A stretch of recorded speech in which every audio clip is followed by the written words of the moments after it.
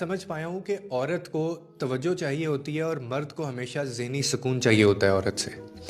मगर कितनी अजीब बात है कि ये दोनों अलग अलग जगह इन चीज़ों को ढूंढते रहते हैं। और मेरा ये मानना है कि मर्द जिस औरत को मुकम्मल तवज्जो देगा वो औरत मर्द का ज़हनी सुकून खुद ब खुद बन जाएगी।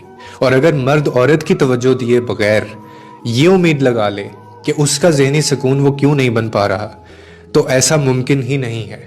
मर्द की तवज्जो मिलने पर ही औरत खुद का ज़हनी सुकून बरकरार रख पाती है। और असल में ये एक सर्कल है, एक दायरा है। जब मर्द तवज्जो देता है तो औरत का दिल मुतमईन होता है, और जब औरत मुतमईन होती है तो वो मर्द के लिए फिर ज़हनी सुकून बनती है। लेकिन जब तवज्जो की कमी हो, बातचीत कम हो, एहसासात की कमी हो और रिश्ता जो है वो समझा ना जा रहा हो, तो फिर रिश्ता जो है वो बेचैनी में बदल जाता है। कि औरत तवज्जो को मोहब्बत समझती है और मर्द सुकून को मोहब्बत समझता है। दोनों अगर ये साइकी एक दूसरे की समझ लें तो रिश्ता फिर खुद ब खुद जो है वो बेहतर होता चला जाता है। मर्द अगर सुन ले, वक्त दे दे, छोटी छोटी बातों में दिलचस्पी ले, तो औरत फिर खुद उसके लिए सुकून बन जाती है जो वो बाहर तलाश कर रहा होता है। ये समझिए कि जो आप देंगे वही किसी ना किसी शक्ल में आपको वापस आके मिलता है।